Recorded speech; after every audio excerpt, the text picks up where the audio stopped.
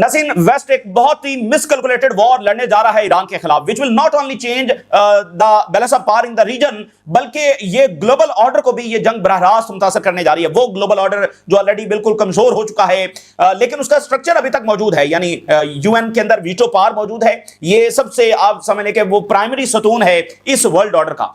तो ना सिर्फ रीजनल रियलिटीज बदलने जा रही हैं, बल्कि जो इंटरनेशनल रियलिटीज है वो भी बदलने जा रही हैं।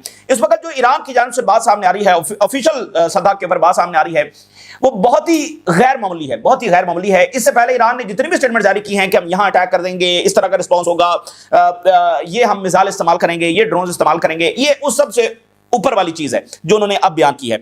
उन्होंने कहा है कि हमारा जो अटैक है ये ना सिर्फ रीजनल बैलेंस ऑफ पावर बदल के रख देगा, बल्कि ये जो इंटरनेशनल बैलेंस ऑफ पावर है उसको भी मुतासर करने जा रहा है। उन्होंने कहा कि इस जंग से नई स्ट्रेटेजिक रियलिटीज पैदा हो जाएंगी, ना सिर्फ वेस्टर्न पावर्स के लिए यानी अमेरिका एंड यूरोपियंस के लिए, but for also China and Russia. इस जंग के जो रिजल्ट्स हैं वो चाइना और रशिया को भी मुतासर करने जा रहे हैं, और इस अंदाज में मुतासर करने जा रहे हैं कि चाइना और रशिया ज्यादा मजबूत पोजीशन के अंदर होंगे। उन्होंने कहा कि China in terms of Taiwan, यानी China will be in more powerful position to take Taiwan, और रशिया जो है वो यूक्रेन के हवाले से और ज्यादा गालिब आ सकता है, क्योंकि यूरोप जो है वो जंग में मजीद जब वो कमजोर होने जा रहा है। ये आज ईरान से बात सामने आ रही है। देखिए, ताइवान जो है अगर वो इस तरह से एज अ सेपरेट एंटिटी मौजूद है, तो एक रीजन बताइए कि उसकी सेपरेट एंटिटी, और अगर अभी तक चाइना ताइवान को नहीं ले सका तो एक रीजन क्या है? अमेरिका। अगर अमेरिका ना हो तो फिर ताइवान जो है वो इस तरह एक सेपरेट एंटिटी के तौर पर एग्जिस्ट नहीं कर सकता है। तो इस जंग के अंदर अमेरिका बहुत ज्यादा जब वो डैमेज होने जा रहा है, ठीक है ना।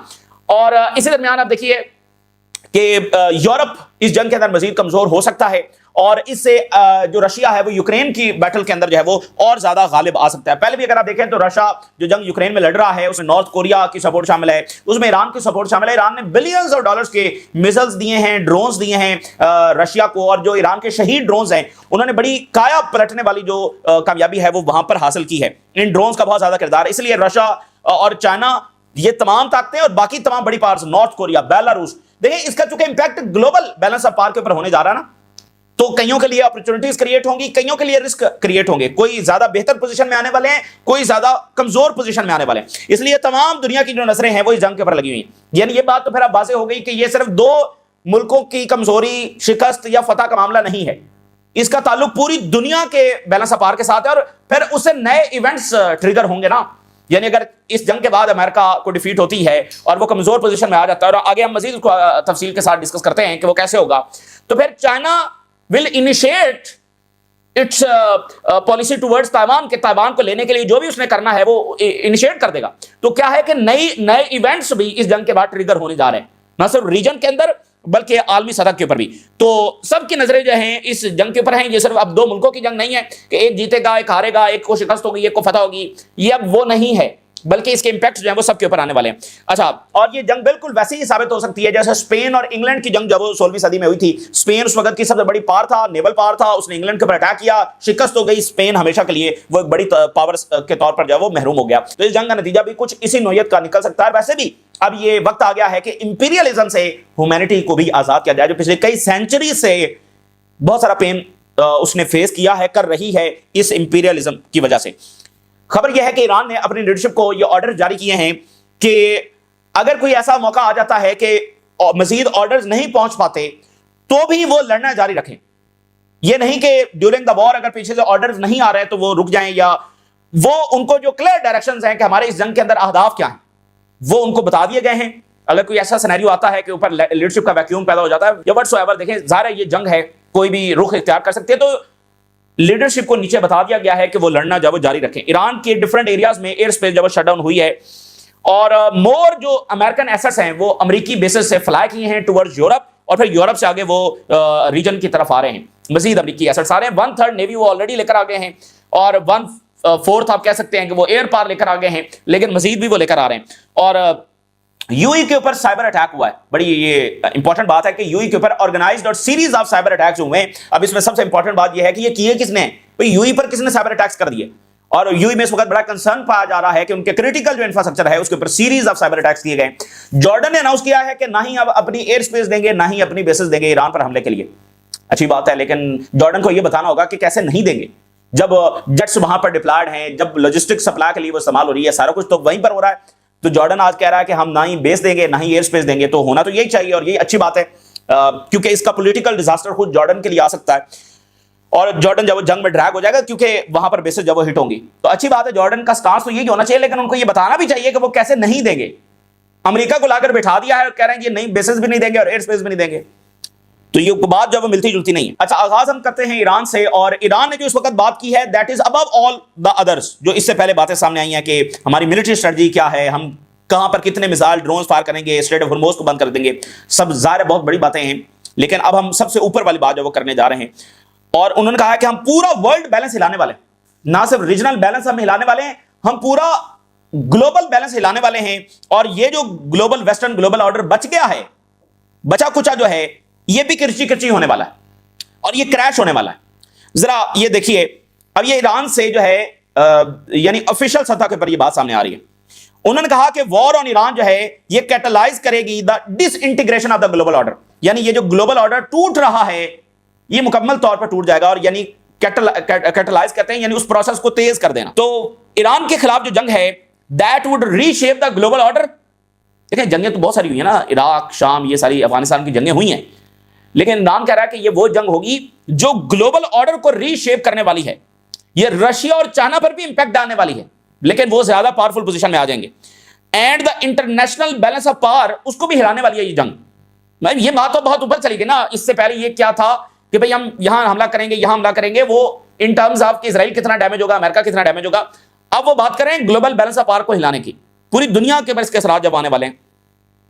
तो उन्होंने कहा कि ईरान पर जो अटैक होगा, this would be the beginning of inevitable path toward the disintegration of the global order. ये उस चीज का आगाज होगा कि ग्लोबल ऑर्डर डिसइंटीग्रेट होगा, यानी ईरान पर हमले का मतलब यह होगा कि ग्लोबल ऑर्डर की डिसइंटीग्रेशन का आगाज हो गया है और इनएविटेबल नागुज़ीर है ग्लोबल ऑर्डर का डिसइंटीग्रेट करना। और उन्होंने कहा कि मिलिट्री कन्फ्रंटेशन अगेंस्ट ईरान ये ईरानियन बॉर्डर्स के अंदर कतई तौर पर महदूद नहीं रहेगी।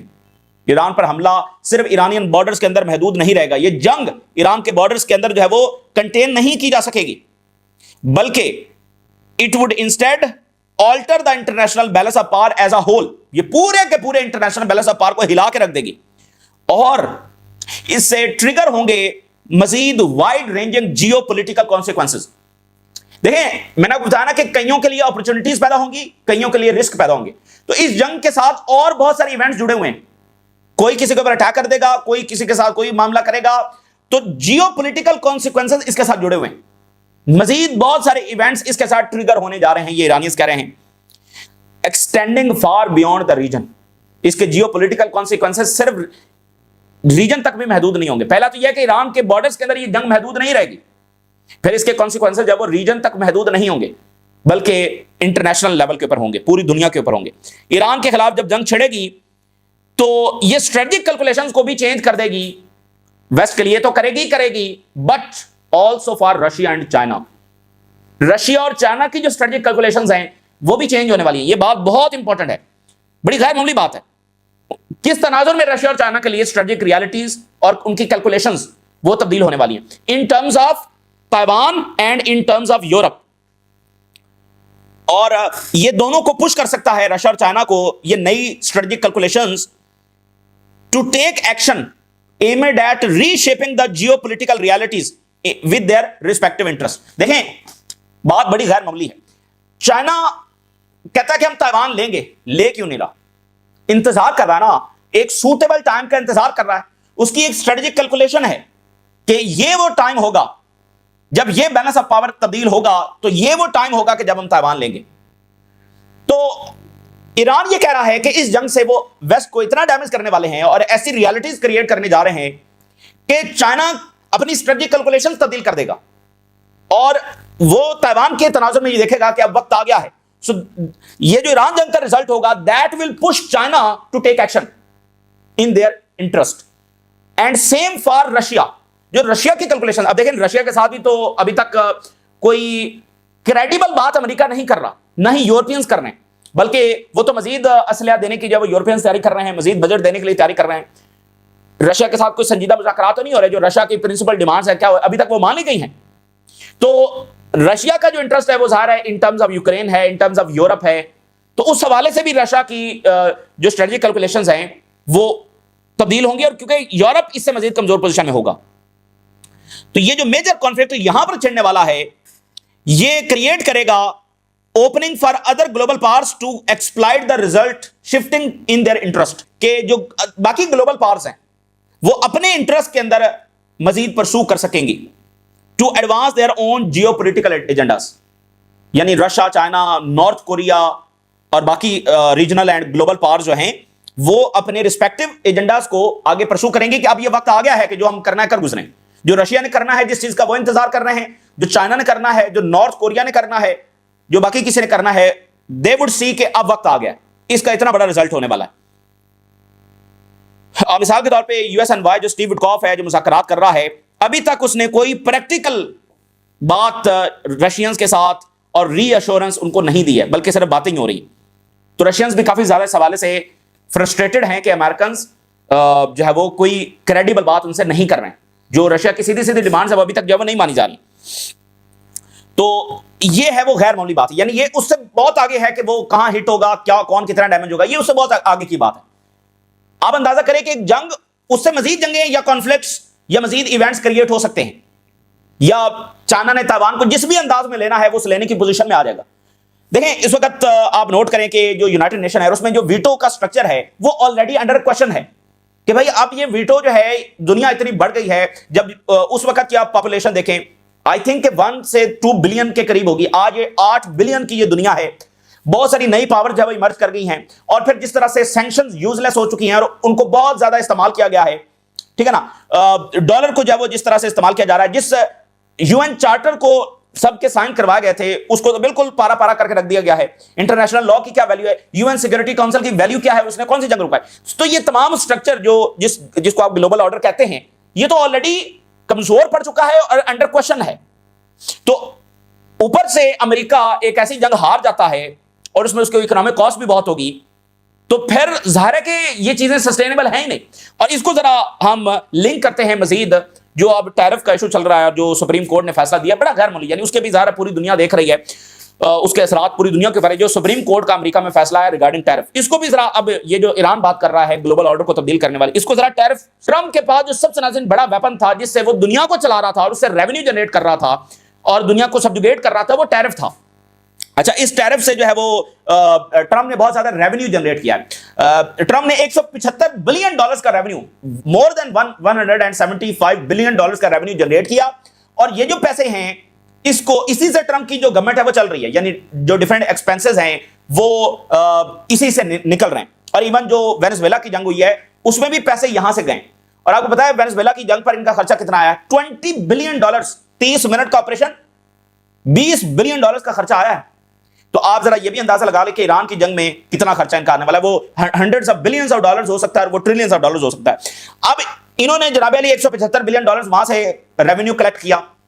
अब सुप्रीम कोर्ट कह रही है कि ये कलअदम है, और जो उन्होंने कलअदम लिखा है वो from the date of beginning है, यानी जो पैसा उन्होंने कलेक्ट किया है ये भी उनको सुप्रीम कोर्ट के फैसले के मुताबिक रिफंड करना है। क्योंकि यानी कल जो फैसला आया है वहां से ये कलअदम नहीं हुए हैं, जिस दिन लगे थे उसी दिन से कलअदम है। अच्छा, अब अगर अमेरिका ज़ाहिर है अपनी बदमाशी में इसको रिफंड नहीं करता तो फिर तो ज्यादा अमेरिका की क्रेडिबिलिटी नीचे गिरेगी। देखिए कोर्स है ना, अमेरिका की कोर्स, उनकी बहुत वैल्यू है भाई। जो इन्वेस्टर्स का सबसे ज्यादा एतमाद है या क्रेडिबिलिटी है वो उन अदालतों की वजह से है। भाई जो कुछ भी हो जाएगा, डील ऊपर नीचे हो जाएगी तो अदालतों से वही फैसला आना जो सही होगा। अच्छा, वो रिफंड करेंगे तो मसला है, कहां से देंगे, वो पैसे तो खर्च हो गए हैं, और अगर नहीं देंगे तो मसला है। अच्छा, अब अगली बात सुनिए कि ट्रम्प साहब ने जो 1.2 ट्रिलियन डॉलर का बजट बताया हुआ है उसमें भी जो पैसे आने थे वो कोई अमेरिका के खजाने में नहीं पड़े हुए। 1.2 ट्रिलियन डॉलर का डिफेंस बजट, वो भी उसमें ये एस्टिमेट था कि इतने पैसे 200-300 बिलियन डॉलर जो हैं, 400-500 वटएवर जितना भी उनका एस्टिमेट था, ये टैरिफ के जरिए हम कलेक्ट करेंगे। और जो उनका गोल्डन डोम का प्रोजेक्ट था 175 बिलियन डॉलर, और फिर उससे बढ़ते बढ़ते आगे भी चला गया, ये भी एस्टिमेट था कि ये टैरिफ से पैसा जब वो रेवेन्यू जनरेट होकर आएगा, वो भी आप समझ लें जब वो फारिग हो गया, यानी पैसे जो कलेक्ट किए वो भी खर्च हो गए, जिसको अब असूली तौर पर रिफंड करना है। और जो आगे प्रोजेक्ट्स हैं उसके पैसे भी टैरिफ से आने थे, वो भी नहीं आएंगे क्योंकि टैरिफ जब लग नहीं सकते हैं। और $20 बिलियन लगे वेनेजुएला पर, और ईरान की जंग के ऊपर कितना खर्चा होगा। और सबसे बढ़कर अब ट्रंप के पास वेपन कौन सा है जिससे वो दुनिया को डील करेगा। जब से ट्रंप आया है उसके पास एक ही वेपन है, वो दुनिया को साइंस, टेक्नोलॉजी, नॉलेज की बुनियाद के ऊपर सब्जुगेट नहीं कर रहा है या अपनी डिमांड्स नहीं बनवा रहा है कि हम तुम्हें टेक्नोलॉजी नहीं देंगे। वो यूरोप को कैसे उसने सब्जुगेट किया कि टैरिफ लगा दूंगा। कनाडा के साथ क्या किया, टैरिफ लगा दूंगा। मैक्सिको, लैटिन अमेरिका के साथ क्या किया, जापान और अपने साउथ कोरिया जैसे इथालियों के साथ क्या किया, कई $100 बिलियन की इन्वेस्टमेंट जो ली और फिर कहा कि कई $100 बिलियन का हमसे एनर्जी खरीदी जाएगी। वो किस बेस पर किया, टैरिफ की बेस पर। वो टैरिफ अब है ही नहीं, तो ट्रंप के पास कुछ बचा भी नहीं है। यानी ये कोई मामूली चीज नहीं है। तो इतना बड़ा मुआशी झटका भी लग चुका है, ऊपर से इतनी बड़ी तबाहकुन जंग जो ईरान के साथ करने जा रहे हैं। और ये भी बात ध्यान में रखें जो गल्फ की इन्वेस्टमेंट्स हैं वो सिर्फ हवा में है।